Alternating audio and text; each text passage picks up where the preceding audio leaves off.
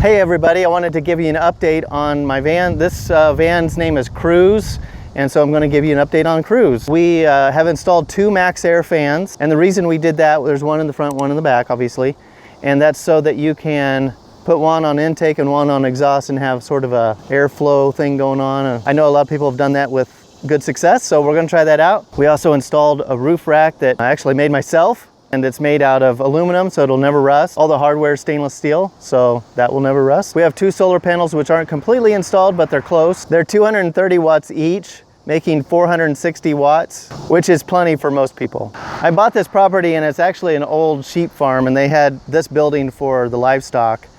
And it actually is really nice because I can put a ladder over here, climb up on this angled roof, and just walk right onto the ceiling of the van. So it works out really nice. One thing that is kind of a pain with working on the van is that it's outside. I don't have a garage that's tall enough for it.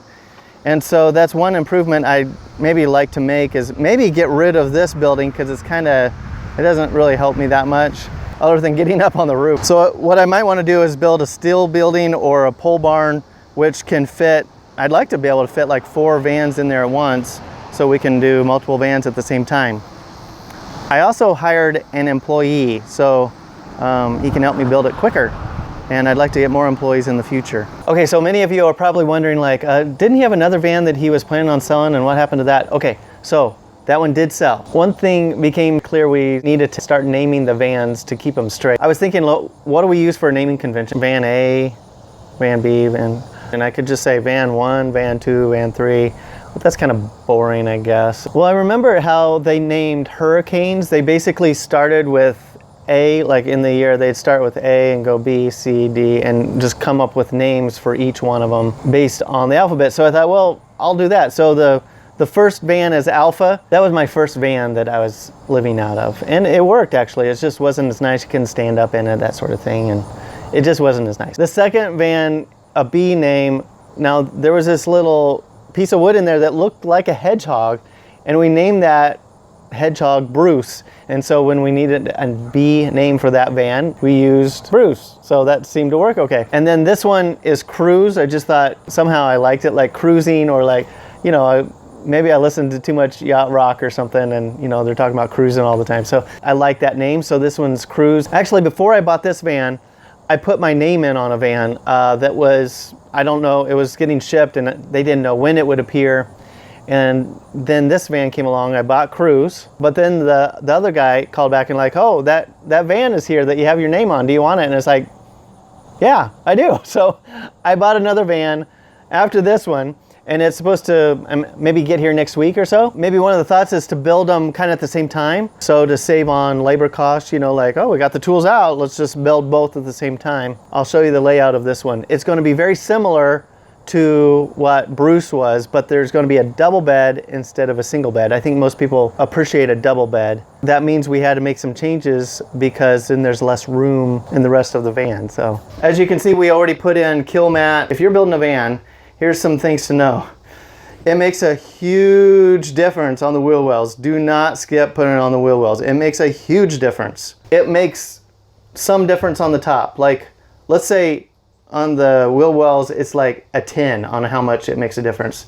This is like maybe a 5 on how much it makes a difference. It does make a difference, but not much. These bottom panels, I'd say a 3. And then these panels, it seems like it doesn't make much difference at all. So you can use that how you want as far as putting on the Kilmat. But these don't have Kilmat yet because we're going to put the windows in, and then we'll figure out where the Kilmat can be. Like I said, it's going to be a very similar layout. So I'm going to have a partition here. This is the plan right now. It could change, but a partition here, a seat here, like so you could seat 2 people, and then a lagoon table so you can work at it, that sort of thing. Then over here, I'm probably going to have some drawers like I did on the last one. The bottom one will be pull out where you can have your trash, and then some other drawers, and then on top a pull out pantry. Over here, a closet with a full length mirror like I had on the last one. And then the double bed will be here. And then, you know, of course there'll be electrical on this side and water on this side. That's actually a switch from last time because there's no shower over here. That's why I'm having the water on this side. There's going to be a diesel heater right here, basically in the same position as last time, because there's actually, right here, there's a flat spot in the corrugated floor underneath this, and it works really well for the heater. So we're going to have the heater here. We'll have a kitchenette here with the fridge and the sink and, you know, all that sort of stuff. That means I had to delete the shower.